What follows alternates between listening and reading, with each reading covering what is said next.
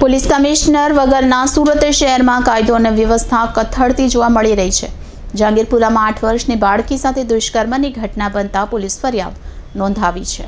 Police commissioner વગરના સુરત શહેરમાં કાયદો અને વ્યવસ્થાની સ્થિતિ કથળી છે। મારામારી, લૂંટફાટ, ચોરી અને દુષ્કર્મની ઘટનામાં વધારો થઈ રહ્યો છે।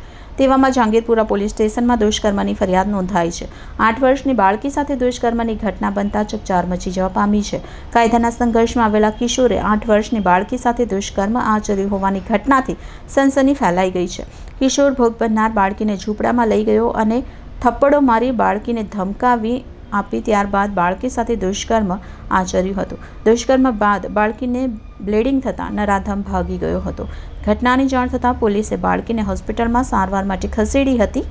આ સમગ્ર મામલો જહાંગીરપુરા પોલીસે દુષ્કર્મનો ગુનો નોંધી તપાસ હાથ ધરી છે। કે જહાંગીરપુરા પોલીસ સ્ટેશન જે છે એની જે વરિયાવ ચેકપોસ્ટ છે એની બાજુમાં ત્યાં એસએમસીના જે મિનરલ વોટરનું ત્યાં કામ ચાલે છે।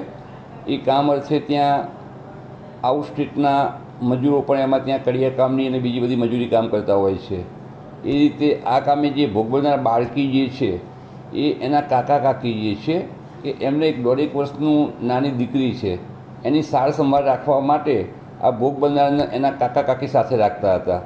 ગઈકાલે આ જે એના કાકા કાકી જે છે એ એમની નાની બાળકીને તાવ આવેલો હોય એ બંને માણસો ત્યાં દવાખાને ગયેલા હતા દવા લેવા માટે।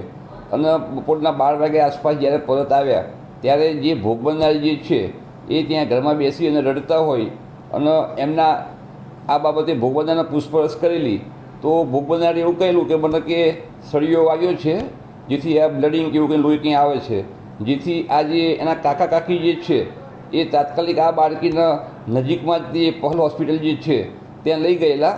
ત્યાં ડૉક્ટર સાહેબે સારવાર માટે એનો ચેકઅપ કરતાં ડૉક્ટર સાહેબને એવું જણાવેલું કે આ જે બાળકી જે છે ભોગ બનનાર એની સાથે બળજબરીથી કોઈએ સંભોગ કરવા માટે પ્રયત્ન કરેલો છે, જેથી કરીને પોલીસને જાણ કરતાં અમરોલી પોલીસ ત્યાં તાત્કાલિક પહોંચી ગયેલી અને આ કામે જે ભોગ બનનાર જે છે એના કાકીની ફરિયાદ લઈ અને ધોરણસરનો ગુનો દાખલ કરી અને હાલમાં તપાસ ચાલી રહી છે।